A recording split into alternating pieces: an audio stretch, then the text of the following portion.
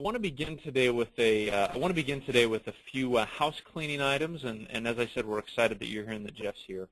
The first thing that I want to mention is if you have questions about the content Jeff's going to present, just type those into the question bar on the GoToWebinar screen you've got there, and I'll read those to Jeff at the conclusion. He can address those.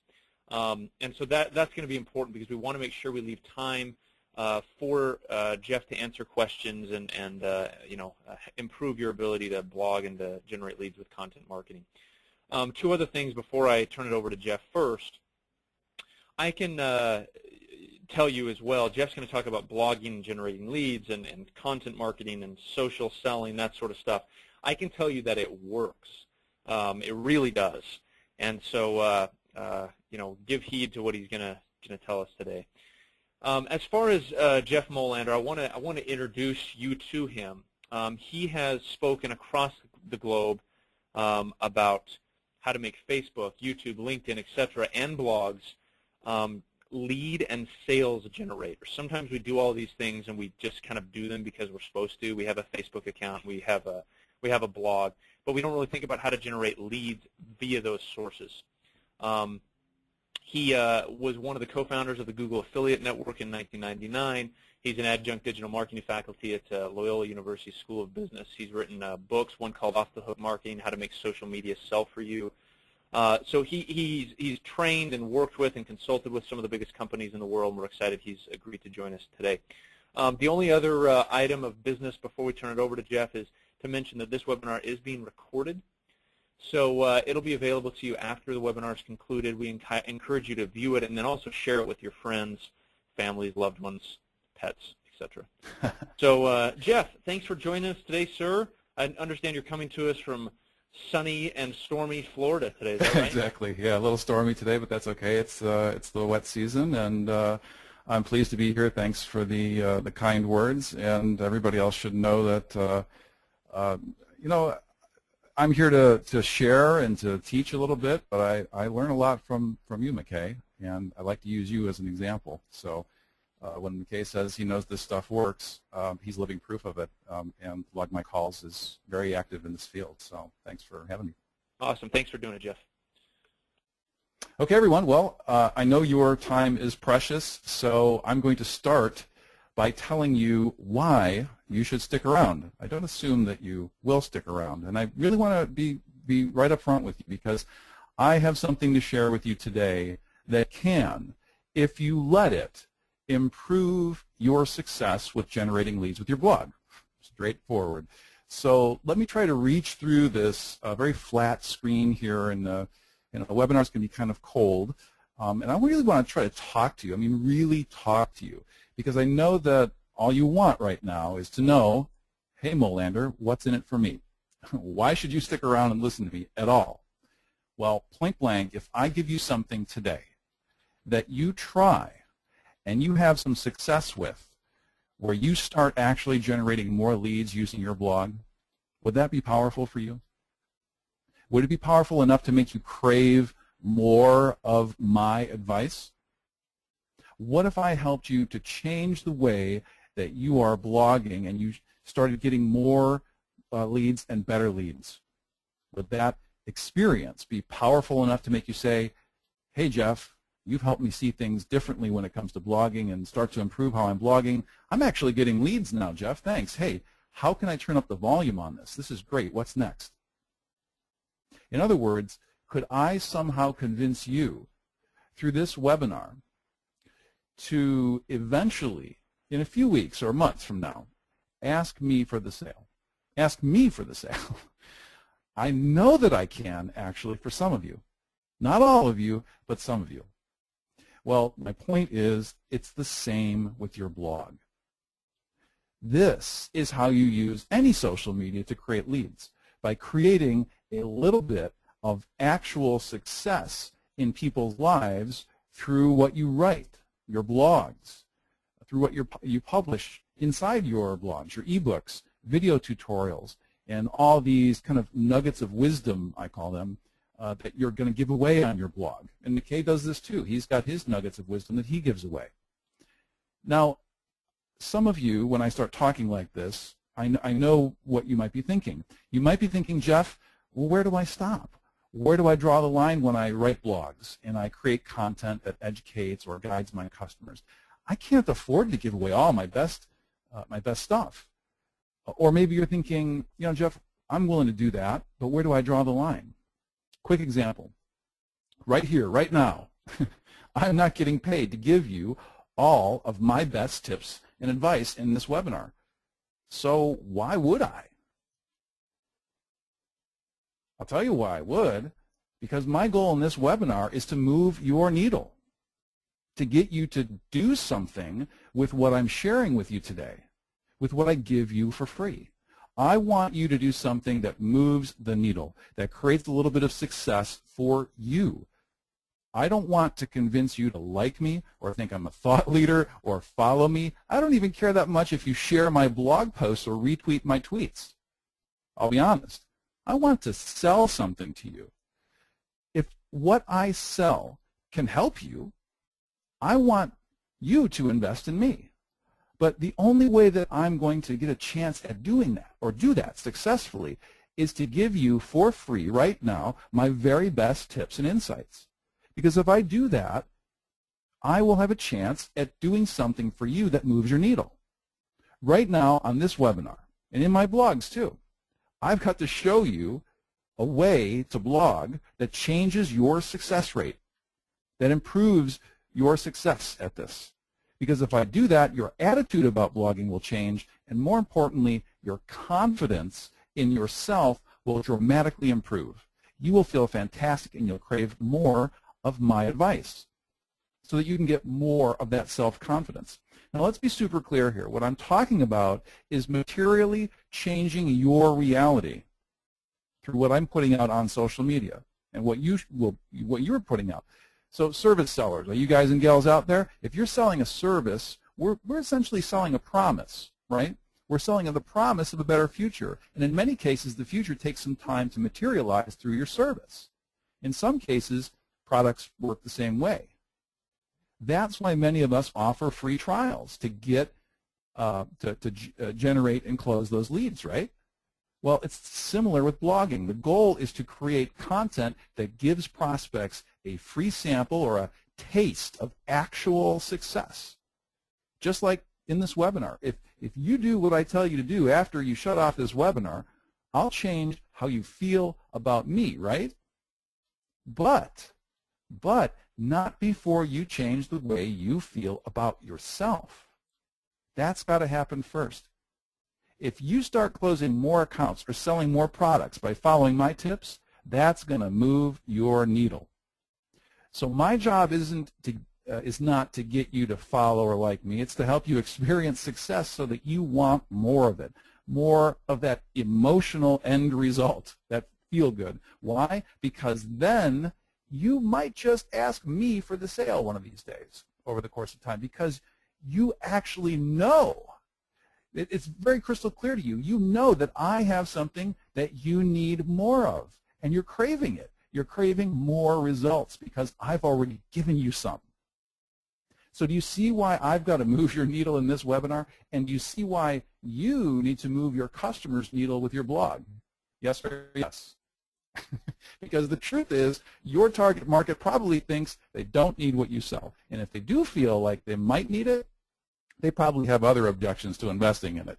Your prospect probably doesn't understand what you sell, feel like they can afford it, want to even value it. They might not believe you that your service or your product will do what you claim, or they don't even think that they can actually do what you want them to take action on.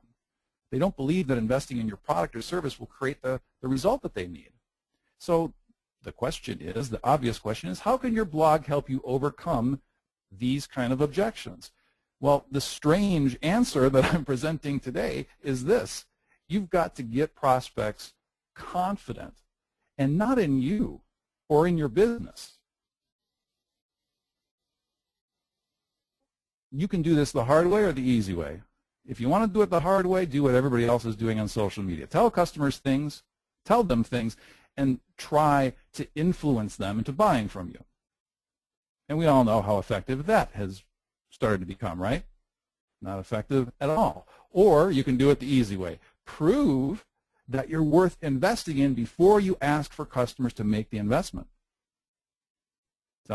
Might sound a little scary, but it's about, what I'm talking about is about putting some skin in the game, as they say. Well, how much skin do you have to put in? Well, enough skin to move that needle. Okay? So, remember the first time you learned how to ride a bike? Well, wait a minute, I thought this was a social media. I thought we're talking about blogging, Jeff. Hang with me. Remember the first time you learned how to ride a bike? No matter who it was who helped you get up on that saddle. Remember the feeling that you got when you were probably a kid? That sense of confidence in yourself.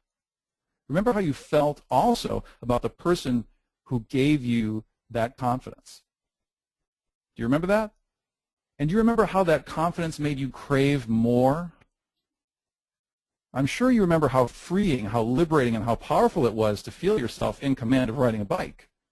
But for many of us, that experience makes us crave more. Those kind of experiences. Quick story, this is me standing at the base of that mountain over there on the right, which is Sugarloaf out down in Brazil. Now, as a public speaker, I get to go to some really cool places, like one of them was Rio de Janeiro a few years back. And, I took my wife with me. We had about a week there. So our time was, we had some time, but it was fairly limited. And she says to me, "Look, Jeff, this is Sugarloaf, right? How many times are we going to be in Rio? Let's go climb Sugarloaf." And I thought, are you out of your mind? Well, first of all, I climbed it. And second of all, as you're looking at there on the right, there's a backside to that mountain that's much easier to scale, okay? So as you can tell there, I'm getting harnessed up, and I've got a guide. And there's a different side to that mountain that you can go up that's a little bit, actually a lot more easier to scale than the side that you're seeing in that photograph. But, I went ahead and I climbed up that mountain, and I have to tell you that, I was with my adventure-craving wife, but I felt this sense of confidence in myself. And then my wife said to me, "Man, isn't that amazing? Wasn't that a life-changing experience for you?" And I said, "No, it wasn't life-changing, but I have this funny feeling." And she said, "Do you have a feeling like you want to go do this?" And I said, "Yeah." I said, I do, because I saw people earlier in the day flying around. I've never done anything like that before, but I got this sense of confidence given to me by this guide. Let's be straight here, right? I mean, I am not a rock climber, but I went up the back way here. I had a guide. But that's what I'm talking about, this sense of once you achieve something, even if it's small, and in my case, it was pretty small. I mean, these are trained professionals that are taking me up with them, right? We have, the point is how powerful getting a little bit of confidence can be, even if it's a false sense of confidence.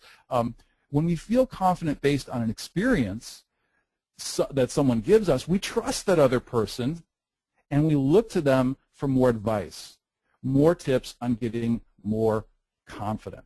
I mean, that's how I ended up with this guy who's actually he's got something like 10,000 jumps hang gliding, and he's actually on the national hang gliding team in Brazil.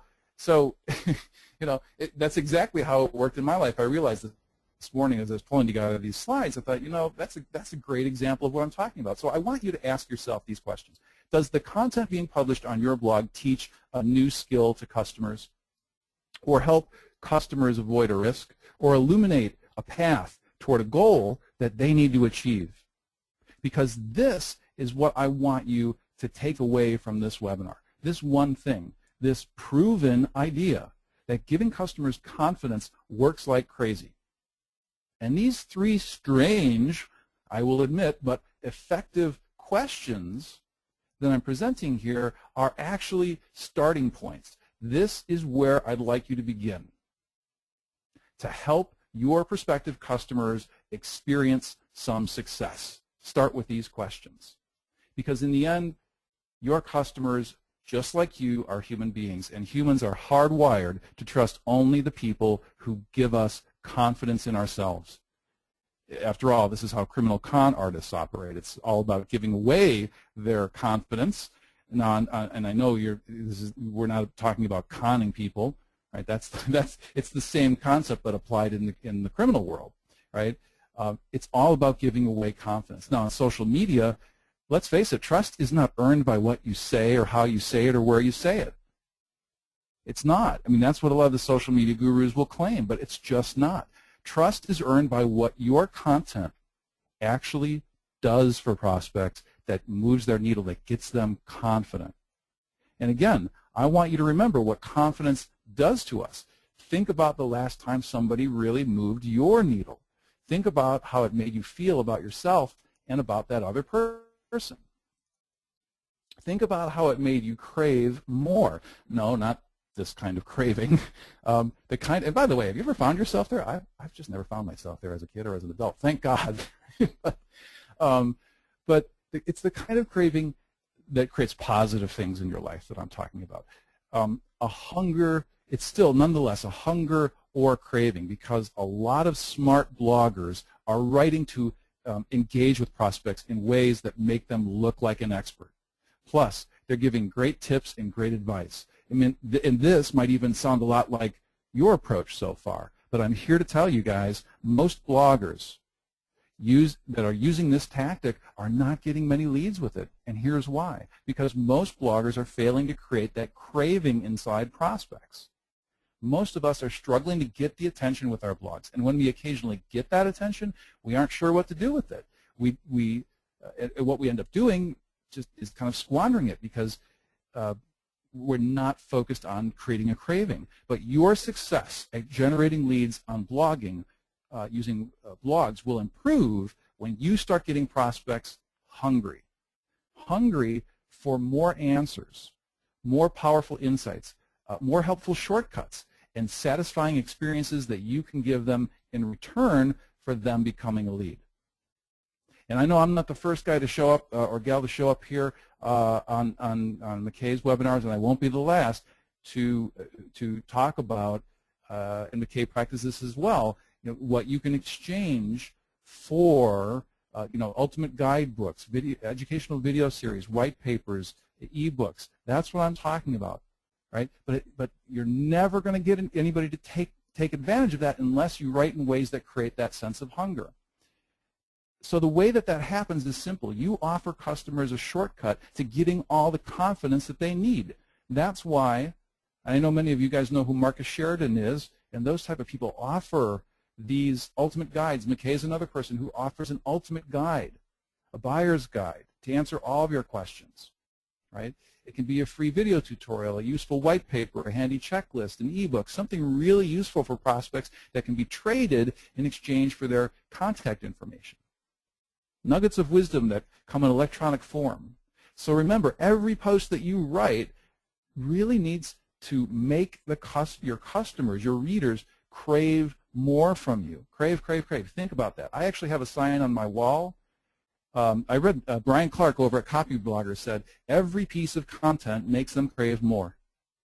And I just wrote it on a piece of paper on a sticky note, and I stuck it on my wall, and it's still hanging there today. I just like to remind myself all the time. So let's keep it real with a quick example.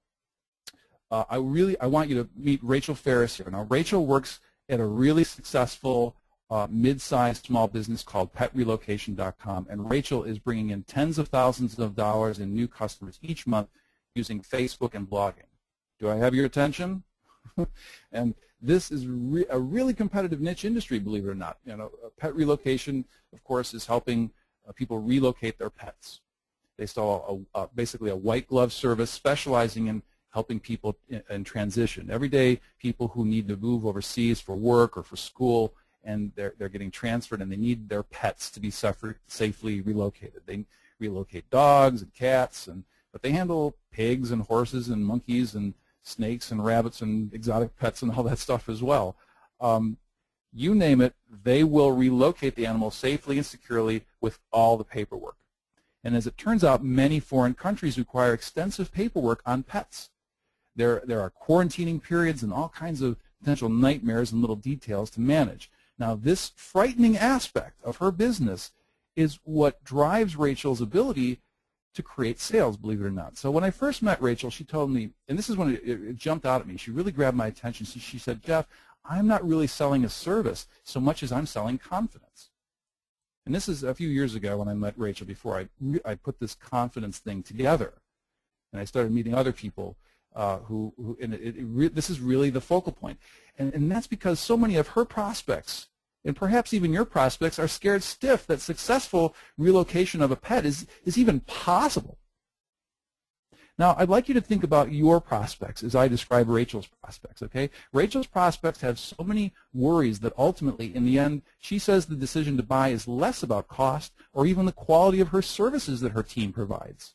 Yeah, those things matter, but the biggest obstacle to selling her service is getting her prospect to believe that their pet can actually get relocated without any headaches, without any big screw-ups, without their pet getting stuck in quarantine. And that's why Rachel invests so much time in solving her customers' problems in ways that get them confident. Again, not confident in her or her company, but first in themselves, in their belief that this can actually happen for them. Okay, so Rachel blogs in ways that makes her company the vehicle that prospects become more confident in themselves. And that confidence is converted by the prospect into trust. And by the way, her customers are just like yours. They want to believe that someone like you, can make that something that they want actually happen for them. And sometimes that something is something that's a little bit risky. Rachel feeds new customer leads to her sales team using a question and answer, problem-solving type of approach to blogging. McKay here at Log My Calls practices this. Marcus Sheridan, everybody who is anybody in the content marketing industry practices this. Rachel's strategy is simple. Answer common, everyday questions of potential customers in ways that attract and then feeds leads over to her sales team. And she has a section of her blog that she dedicates to gathering up and answering questions. And again, Rachel's not the only one who's doing this. There's a lot of folks doing it. It's the Ask the Expert blogging approach. In her case, questions can range from the exotic to the run-of-the-mill. Can a diabetic cat be imported into the U.S.? Or what are the rules for shipping puppies to the U.S.? Or how can I move my cat from Serbia to the U.S. if I have a layover in Germany? And believe it or not, there are a lot of people with these exact niche questions when it comes to pets. Now, a lot of the questions are from people who will never become Rachel's customers, but that's fine. In fact, Rachel has a whole guidebook, an ultimate guide for do-it-yourselfers who want to relocate their pet unassisted. She gives away an extensive guide packed with all their best-kept secrets and tips on how they successfully relocate pets for a living. Now, and again, you may be saying, well, why would she do that? That sounds crazy. Well, because Rachel doesn't want to generate leads from people who don't have the money to spend on her service. Social media should be a great way to filter out leads for you. She also doesn't want to tie up her sales team's time trying to close business with people who haven't yet discovered how terribly difficult it can be to relocate a pet. So Rachel gladly gives away the know-how so she can, number one, get known and earn the respect of pet owners, and number two, invest more time with people who do understand and appreciate the value that her service provides and who do have the financial ability to buy it. And by the way, many times Rachel has mentioned to me that, and others have mentioned to me too who I'm meeting in content marketing, that many times when they give away all their best tips and tricks, people go away, they try to implement, they fail, and they come back. Those leads will come back. The do-it-yourselfers come back. And who do they come back to? The choice is yours, ladies and gentlemen. They'll come back to the people who gave them the guidebook. That's who they come back to. Because clearly the people who wrote the guidebook or the video know their stuff. That is why you need to give away all of your best knowledge and insights, even in cases where people are going to take it and implement it themselves. Okay? So Rachel's company now owns a gigantic database of questions and answers, all dealing with relocating all kinds of pets to all kinds of countries in all kinds of common and frankly weird situations. And ladies and gentlemen, who indexes that database?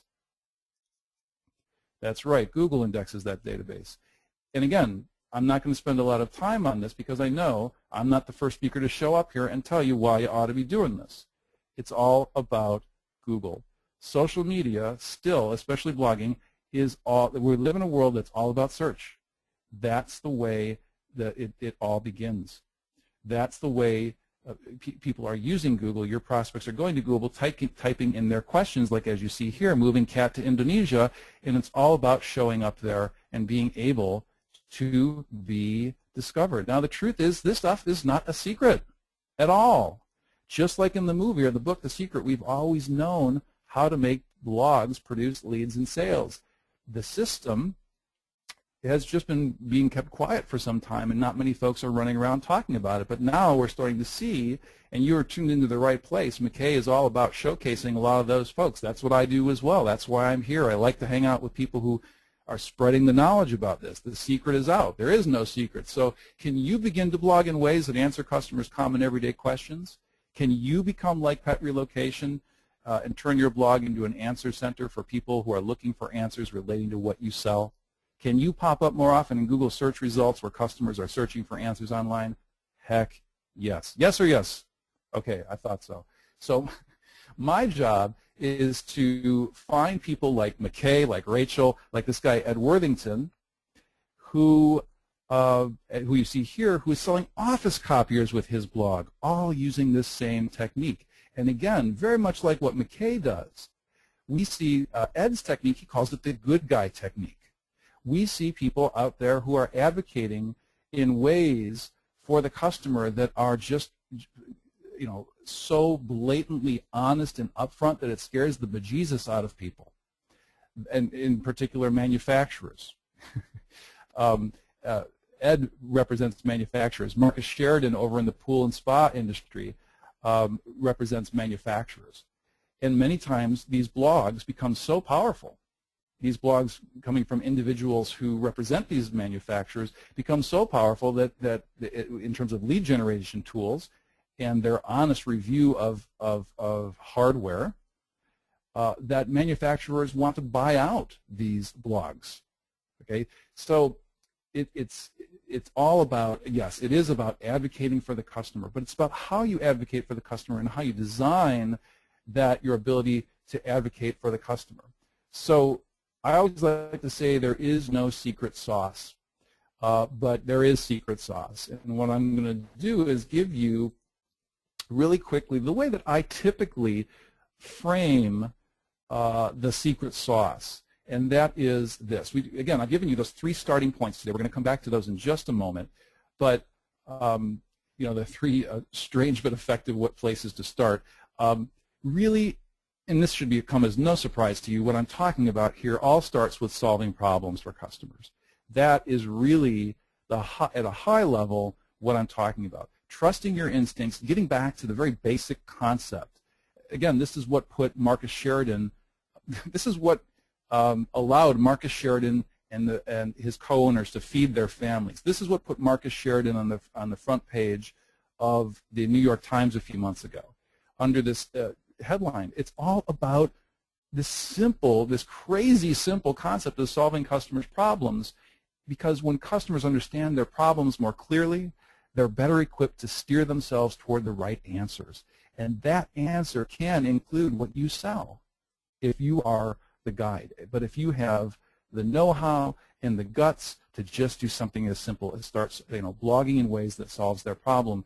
And also, you've got to be a little bit smart about it. You've got to design the way that you're blogging to sell. And that's where we get into the behavioral aspects. That's where we get into, well, what do you mean by that, Jeff? What I mean is structuring your words using many times classic copywriting techniques in ways that create, that get people to read your blog to begin with, and then ways that create hunger for more, hunger for that next step that your customer or your prospect will take. They'll get halfway through reading your blog, or they'll get toward the end of it, and there's that ultimate guide to answering all their other questions. And if you've done your job right, if you've structured the way that you write correctly, you've created this sense of hunger.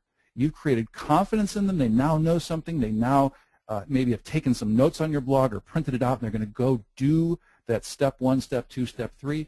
Plus, they're going to come back, and they may even at that moment register for that download or that video. I use video tutorials in my business. That's how I hook people. Is I say, look, if you want to do this, and that's, by the way, what's coming at the end of this webinar. if I'm building up a sense of urgency in you and hunger in you that you want to take a lesson here, I'm going to give you a link, and there's going to be a free lesson involved. So that's what social media is really all about. It's about that design and giving people a reason, getting people hungry, giving people a reason to take that next step so that you can engage with them in a deeper way, and you can actually, kind of like dating, see if there's actually a discussion to have here, if there's a worthwhile discussion to have.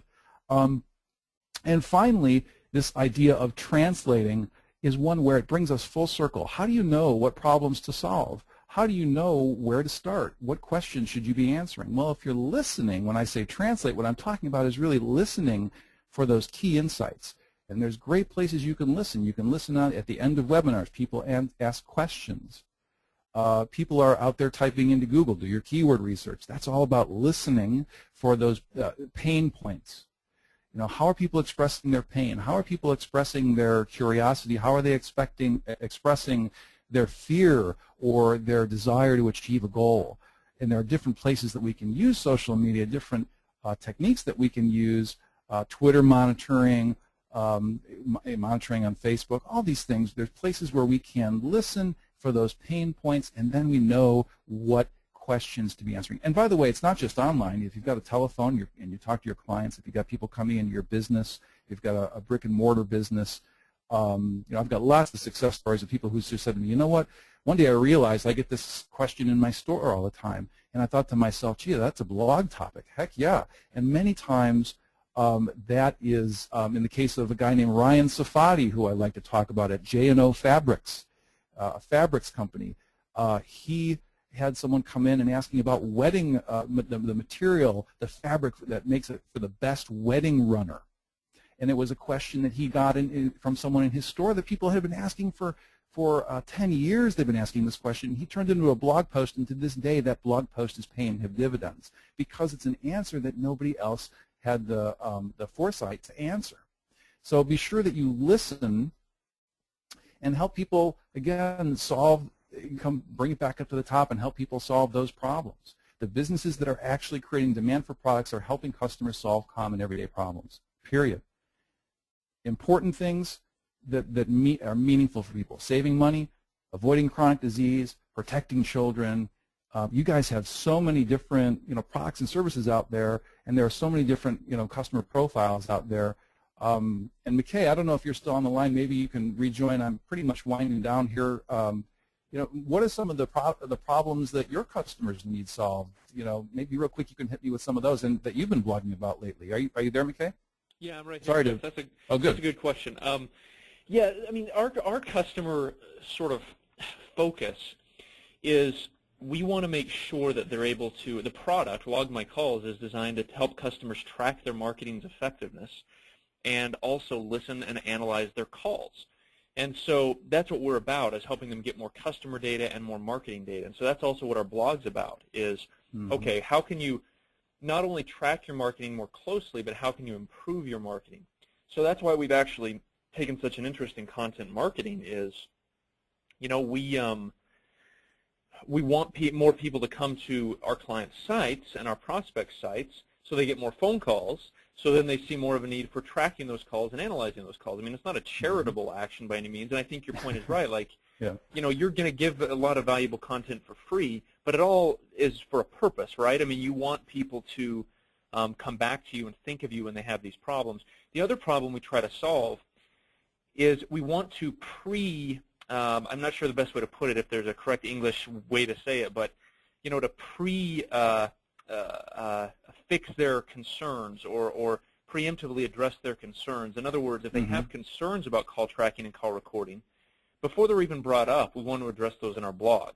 And so I think that's kind of what we try to do, is fix problems, address problems, even maybe before they arise in the blog. So problems that they don't even know that they have, or myths that they believe in that may prevent them from even walking down the path of considering call tracking, I'm guessing. Both. I mean, good. We also address a lot of myths. I mean, you bring that up. There's some myths about, call recording. People think it's not legal, or they think that call tracking you know, harm their marketing in some way. Those are myths, and they're not true, and so we try to address those in our blog as well. So yeah, all of the above. Excellent. Well, again, I just brought up our strange but effective ways here. I would encourage you guys to, and I know McKay is practicing this, use your blog to teach a new skill to prospects. Help steer them clear of risks that they don't know about, and guide buyers toward a goal. I mean, these are just, these are three. There are a handful of others, and there are different approaches to teaching new skills and steering readers clear of risks, as an example, risks that they don't even know. And there's a handful of different ways to guide buyers toward a goal. But ultimately, the real, and this is something I haven't spent a lot of time on because we just don't have a lot of time today. We'd be happy to come back. Is this how do you create hunger, right? And giving results in advance and creating confidence in people that builds hunger for that next step, for that what I call a knowledge nugget that you're going to give away.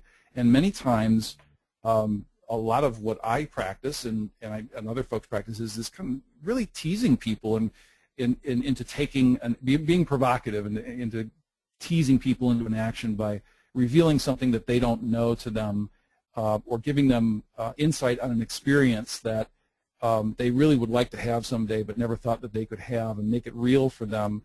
And that's really kind of what it is, a way to induce the response. And again, we didn't have a lot of time to talk about, the ins and outs of calls to action inside the blog post. Where do you make it? How do you build the sense of hunger?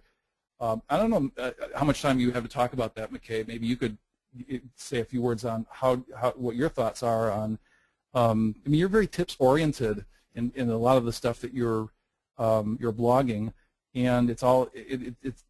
Would you say it kind of builds up and then crescendos, and then there's and different blogs, I guess, are different, and some do this better than others, right? Because we were busy cranking out a lot of blogs. But maybe you could talk about how you build hunger for your downloads and that kind of stuff. Yeah, so we, at the end of every blog, I think the first key to that, Jeff, is having an actual call to action at the end of a blog. So, or throughout the blog. It doesn't have to necessarily just be at the end. But, the first step to building the hunger is having a call to action. So what do you want them to do after they're done reading the blog? Do you want them to take a free trial of your product? Do you want them to call you? Do you want them to download something you've created, maybe a white paper or a guide, or just a one or two sheet checklist for something? That's the first key to building hunger, is to say, wow, they've kind of whetted my appetite with this. I want to learn more about the subject or the topic. And then the second key, I think, is I think sometimes people, when they're blogging, they try to walk too closely to not giving away too much. I think the key is being very willing to give a lot of information out in your blog, even if it's information about your business. Give them something that makes them feel connected to you. That induces response, in my experience. Yep. I know that. Are we going to do a giveaway, McKay? Because I said I would do the giveaway. Oh yeah. You know what? I never even mentioned that. Yeah, Jeff has very kindly agreed to make sure that I mention this correctly.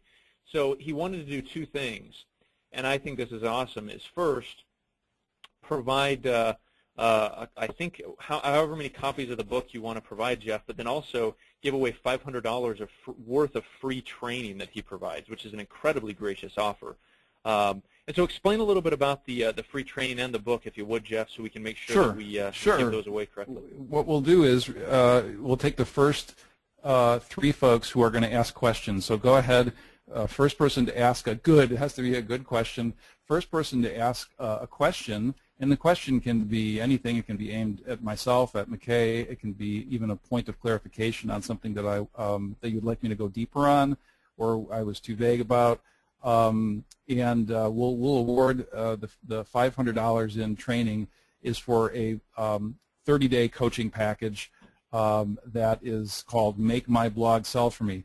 And that's what we do. We meet once a week for an hour, and you guys get folks get homework, and we meet up once a week, and we work our way through some lessons step by step, and get knee deep into what I've been all the things that I've been talking about today. So we'll go ahead and give the first person who asks a question a free entry pass into that program, and then I'll give away a couple of books to people, the next two people who will ask questions.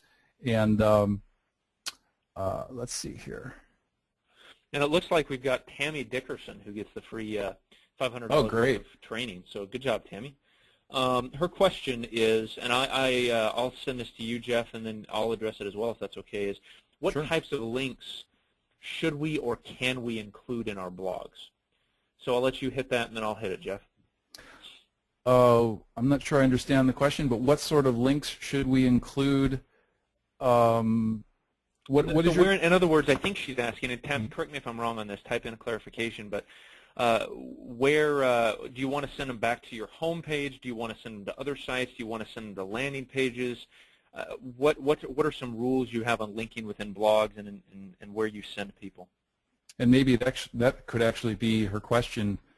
Maybe that's where I can start as she reacts to your question, McKay. Yeah, she's saying social media sites, our own website. Where would you recommend sending people? Yeah. Yeah. Well, again, different posts probably in my world, different posts have different goals. But the number one goal is typically providing that I'm able to get search penetration. I don't know, McKay, if you practice this, but I will write a post specifically looking for search engine penetration on a keyword phrase.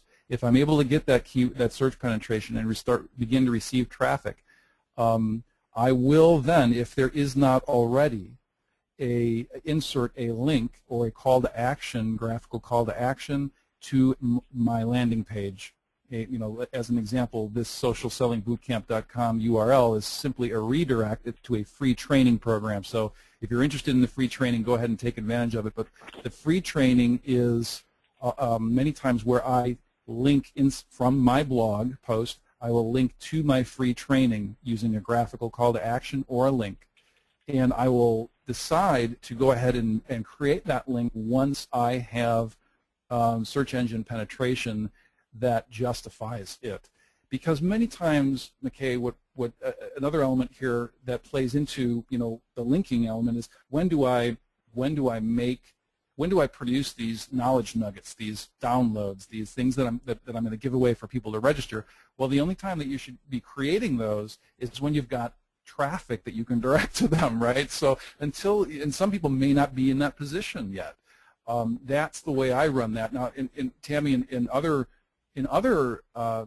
terms of linking, I don't know if you follow Brian Clark over at Copyblogger, but if you do, another thing that is really effective in terms of search engine optimization is creating these what Copyblogger calls cornerstone pages, which are essentially indexes of content. It's nothing but a content page, and it's a bunch of links that are all of your on subject oriented, that are subject oriented, and are where you can link from your inside your article to one of these cornerstone pages where people can go deeper and find and discover all the other related content on that particular subject that you've blogged about in the post. And that is another good use of linking that helps your internal search engine optimization ranking potential. I don't know if I'm answering the question, McKay, correctly there, or yeah, no, I think you are, and I'll give an example. I'm going to take the screen real quick and just answer one more thing, and then we've got a bunch of other Sure. good questions. So this is, let me make sure the audience can see. Okay, so this is our blog. We had a blog post this morning, hit at 7:27 a.m. You can see here. So we had a webinar last week with Tim Ash, who is fairly well known in the marketing world for landing page optimization. Yeah. And so what we did is in the blog, we sort of had a recap about the smack. So the focus of the webinar, if you were here last week, everybody, was Tim is huge on landing page optimization, so form fill-outs. Well, we obviously care about phone calls. So our CEO argued that phone calls were more valuable than form fill-outs on landing pages. So they had this mini argument. That was sort of how we promoted it. And so the links in the content are actually to the recording of the webinar. So if you hit this, it's going to take you to the actual webinar recording. So you can come to this page via the link and listen to the webinar. So that was our focus, and then at the end we included another link where they can actually download a white paper about call tracking, because the webinar talks a lot about call tracking. So, and the blog does as well. So if you you can link up here at the top to another webinar, and then at the bottom we have a call to action where they'll actually go to a landing page and they can fill out a form to download a paper about call tracking. So that's kind of how we do it. We make sure they're relevant, make sure they go to correct places, and that's how we address that. We got a lot of good questions coming in now. We got a question from Amanda Brower, who gets a book now. What is the best way to go about creating that guide, that content that protects your company, at the same time? Oh, I think she's asking, correct me if I'm wrong, Amanda, but I think you're asking, how do you create the guide to do something without giving away too much info, maybe to make your product or service not even useful if you give them all the information? Yeah, it's so how do you, maybe her question, McKay, is how do you protect your own butt if you're working in a bigger company, or how do you lobby for giving away the farm? Yeah, so she's asking. She said the way I stated it was what she meant. So basically, like, how can you create the ultimate guide, some 20-page guide, and still have value, something that your customers will actually pay for if you're giving away all of your info? Yeah. My take on that is this, and I'm interested in your take, McKay. And there, I think, are going to be different answers for different people and different businesses. But in my business, and I believe more widely in services, what we are selling as service providers is, I maintain, it's not about the knowledge. And this is the way I'm actually marketing myself when I'm out there promoting my. And when I'm saying, I want to take your money and I want you to sign up for this, I'm telling people I don't want your money if all you want to do is come into this training and understand and know. I want you to pay me to walk you through this, and so that you can actually have more success and do this. And so there's a big difference between knowing something and doing it. So the way I look at it is everything that I give away gives away everything there is to know. And oftentimes my customers now are saying to me as a service provider, they say, Jeff, I'm fully aware. You don't have to tell me.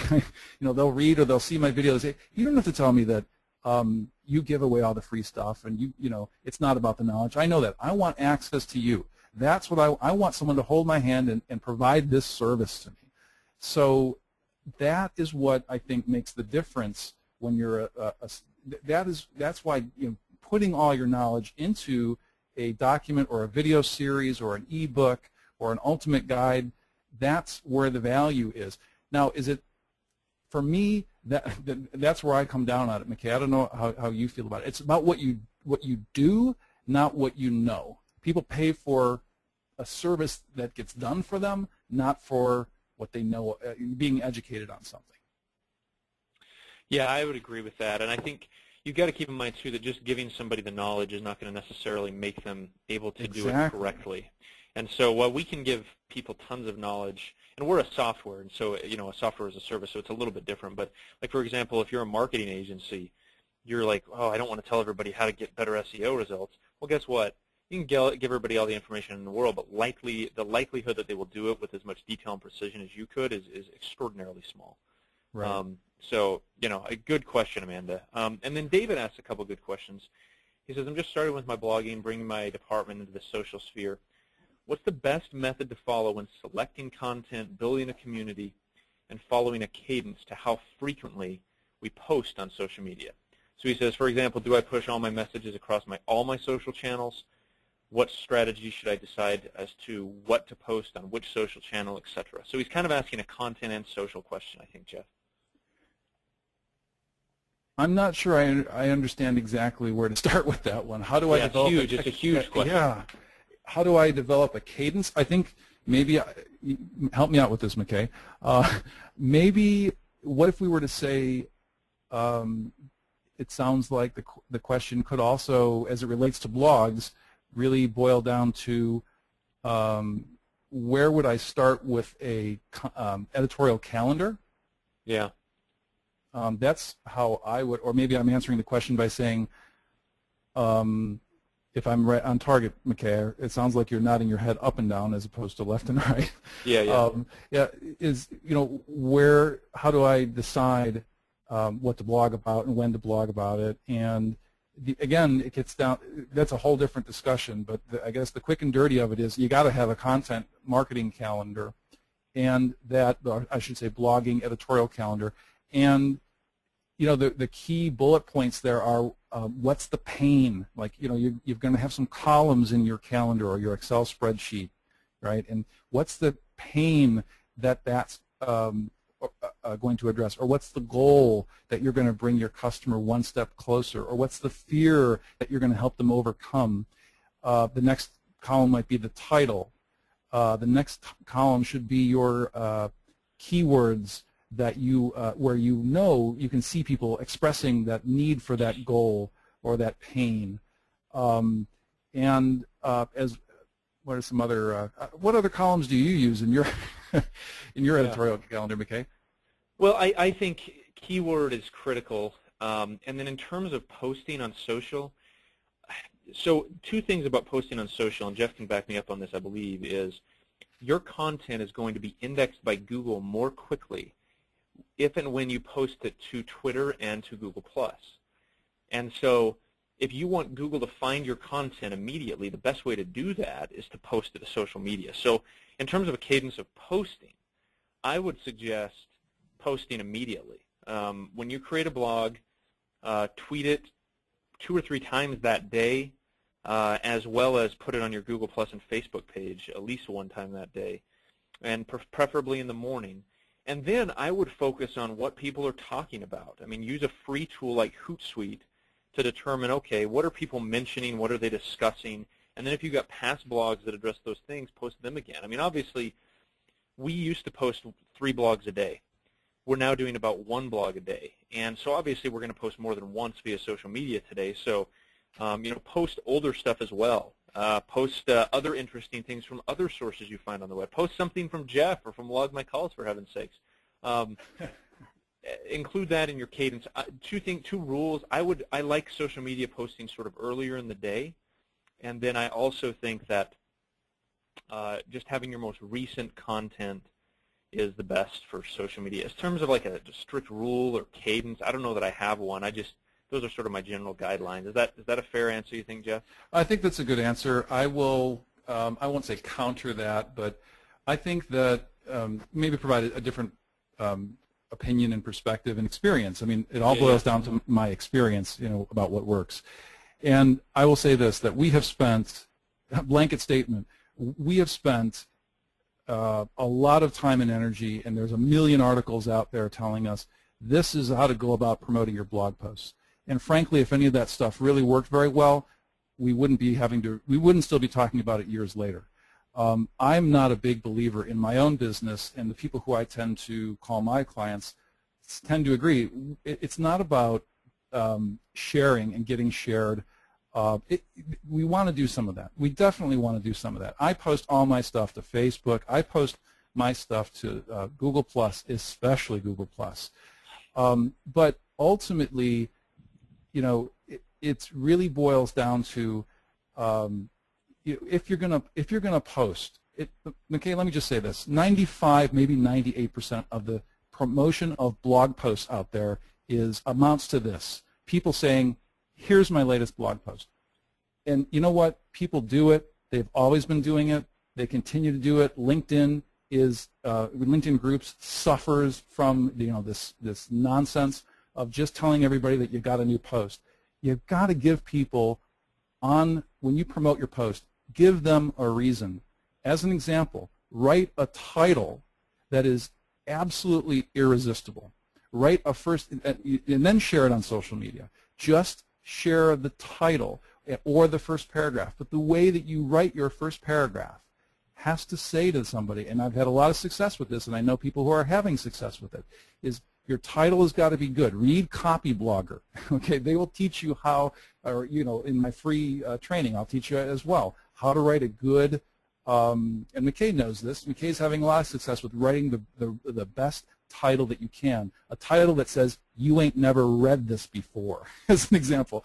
And then when you make the promise in your title and your first paragraph delivers by getting exactly to the point and giving away the information that you promised in your title, that never hurts either. So again, I put less. I ask myself less often, where should I promote, and what's the cadence, what's the right timing? And I'm saying to myself, you know what? If I'm going to promote something on Google Plus or on Facebook or in LinkedIn, I don't want to say, hey, ultimately here's my latest blog post, because ultimately everybody's doing that and ain't no one getting any attention with it. You really risk a lot when you focus on that. So I would challenge you. Great question. I would challenge you to ask an even better question, which is, how can I make myself irresistible? How can I make what I post and what I update irresistible in terms of creating curiosity in a reader? I totally agree. Sorry, a little bit of a rant there. Sorry. No, that's not a rant. And here's the last thing. We've got to run. There's one more question from Greg. We'll answer, and then we'll be done. He says, when teasing to reveal the unknown, should the answer be given in the original blog post, or should there be a link to your website to reveal the answer? Teasing to reveal the unknown. Greg, can you clarify a bit? Do you mean when you tease on social media, or when you tease in the title? When you're teasing, probably anywhere. Yeah. My answer to just what I think you're asking, Greg, is and this is sort of a broader point, but in our experience, and it's sort of sad in a way, the content matters. Don't get me wrong. The blog has to be really good, or else you will not get readers long term. So don't misunderstand. The content has to be really good. But the title is by far the most important element of any blog, in my opinion. If your title isn't good, no one will read your really good content. Your title has to be extraordinary, or else the rest of your blog can be Pulitzer Prize winning, and it won't matter. So make sure your title is good. So I would focus on that teaser line. So Greg clarifies. He says, the slide mentioned blog in ways that tease. So he says, when you're teasing, where do you reveal the answer to the tease? Jeff? Well, what the rule I follow is you're ultimately creating, you want to create hunger for the unknown throughout. You want to create hunger for the unknown in your title. You want to create hunger for the unknown in your first paragraph. Your job, I think, is to never stop. Keep people asking questions. Write in ways that continually build confidence. Okay, I got it. Oh, that reminds me of another. I got another question. That's what you want from people when they're reading. They keep reading. Oh, I got it. That sounds important. Okay, cool, got it. Okay, I wonder if he's going to cover this. Oh yeah, he's covering this, but he didn't cover that. And here, look over here. Oh, an ultimate guide. He probably covers it in there. Or a tutorial where he actually is promising. Make the promise to cover it to reveal all of the unknown in your what I call knowledge nugget, your download, your video tutorial, your ultimate guide. Does that make any sense to you, McKay? Hopefully that makes perfect sense. Yeah, totally agree. Yep, I totally agree. Well, Jeff, I appreciate the time. It was really good stuff. And everybody, thanks for taking the time today. You're going to receive an email in the morning, from Log My Calls that has this webinar recording attached to it. So you're going to I'd encourage you to listen to it again and to share it with people. I do want to show you where the recording will be also, and I want to encourage you to come to our blog and read it as well. So I'm going to make me the presenter again real quick, Jeff. Okay. So this is our webinar page. You can see Jeff's beautiful picture here. This is going to turn into a recording link, so you'll come here, click on this little link. Instead of register, it'll say recording, and you'll be able to listen to that. Also, I just want to encourage you to come to our blog, blog.logmycalls.com. We post every day, and we try to make sure the content is good. So you can see here, convergence smackdown recap, top 4 services to integrate with Log My Calls, how to create a call scorecard that doesn't suck, various things. So anyway, come to that, enjoy it. And then Jeff, very gracious of you to extend that offer, and we have the winners of the books as well as the $500 worth of training. So we'll reach out to you folks individually and make sure you're able to take advantage of that. So Jeff, any final thoughts before we conclude today? No, that's it. Thanks for the opportunity. Congratulations, Tammy and the others, on winning some goodies. And I look forward to, McKay, I'll just watch for emails from you on getting in touch directly with the winners, and we'll distribute everything accordingly. But it's been my pleasure. Again, thanks for the opportunity to spread the wisdom, McKay. Thanks for being a great example of the wisdom. And may everybody out there, continue to, I have to say, Log My Calls has got a really good lineup. I'm saying this in front of everybody, and I've said it to McKay personally, one-to-one, and I'm not just saying it. You've got a great lineup here, McKay. There's a lot of people running webinars these days with a lot of the same old, and you've got a great variety, and you've got all the right people. I'm blessed to be among some of the big names on your webinar series. So thanks for the opportunity. Jeff, we appreciate it, and thanks for doing it. We appreciate your advice and your wisdom. So everybody, thanks for coming today. We appreciate it. Next week we have a couple webinars, actually. We have a webinar on PPC by Jeff Ferguson. He's the CEO of Fang Digital Marketing.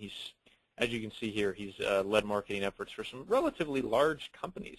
Napster. So, yeah, I met him back in the Napster days. Good guy. Oh, Great you guy. know Jeff? Oh, that's awesome. I do. He's a very smart guy. And the thing you'll like about Jeff is, everybody, is he's point blank. He doesn't hold anything back. He's just very blunt, very great, and very experienced guy. It's funny, setting up the webinar with him, coordinating with him. He seems that way. I've not spoken with him a ton, but he seems like, okay, what do we need to do? Let's get this. So anyway, it'll be great. And then a really sort of interesting bonus one next week, next Thursday, from Barb Batt, who's with You Creative Group, an agency. She doesn't mess around. Her picture looks all sweet and nice, and then you read the title. It's like, wow, I don't know how she's going to eliminate your competition, but I don't know if she has mob ties or not. So I guess we'll see. So anyway, with that, everybody, have a wonderful week. Have a wonderful weekend. We'll see you next week for next week's webinars. Thanks, Jeff. Bye-bye, McKay. Thank you. Bye. Bye-bye.